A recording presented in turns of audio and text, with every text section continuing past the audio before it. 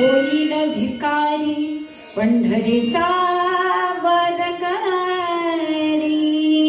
महाराज आम्हाला देवाच्या दारातलं दास व्हायचंय आणि हा भाव ही भक्ती आम्हाला तिथपर्यंत पोहोचवत असते. म्हणून तुमच्या आमच्या सारख्या लोकांना ना खूप साधं सोपं साधन माझ्या साधू संतांनी दिलं. महाराज कलियुगामध्ये समाधी ध्यान धारणा करायला लोकांना आता वेळच राहिलेला नाही आणि एवढा वेळ नसतोच मुळी. तुम्ही म्हणाल महाराज म्हणताय तुम्ही हे करा ते करा, परंतु आमच्याकडे तेवढा वेळ नाही. म्हणून महाराज काम करता करता हातामध्ये काम आणि मुखामध्ये रामनाम ज्याला मंत्र हा समजला मायबापो तो सावता महाराजांसारखा भक्ती करायला हरकत नाही. माझ्या सावता महाराजांनी सुद्धा तेच केलं. महाराज शेत कधीही सोडलं नाही, मळा कधीही सोडला नाही, परंतु पांडुरंगाच्या नामस्मरणाशिवाय ते कधीही राहिले नाहीत. महाराज म्हणून सावता म्हणे गेला मळा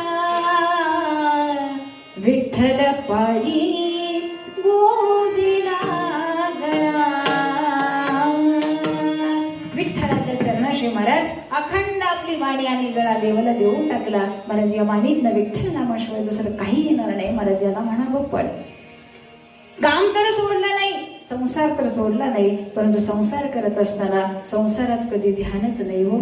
आणि ज्यावेळी आपला देह हा प्रपंचाची कामं करतो परंतु चित्ताने आम्हाला देहाचं भानही राहत नाही. महाराज ही अवस्था होते कधीही त्या एका नामस्मरणानं. म्हणून तुकोबाने म्हणतात अशी अवस्था आपल्याला प्राप्त करायची असेल तर हा काया हा देह महाराज नामस्मरण रूपी गोविंद रूपी होऊन जातो. परिणाम असा होतो की आता या देहामध्ये देव आणि मी वेगळं राहतच नाही. अहो देहाच आमचा राहिला नाही तर आता आम्ही मी कोणाला म्हणणार. म्हणून त्याची सुंदर अवस्था तुकोबाने अभंगाची गोविंदा ते काया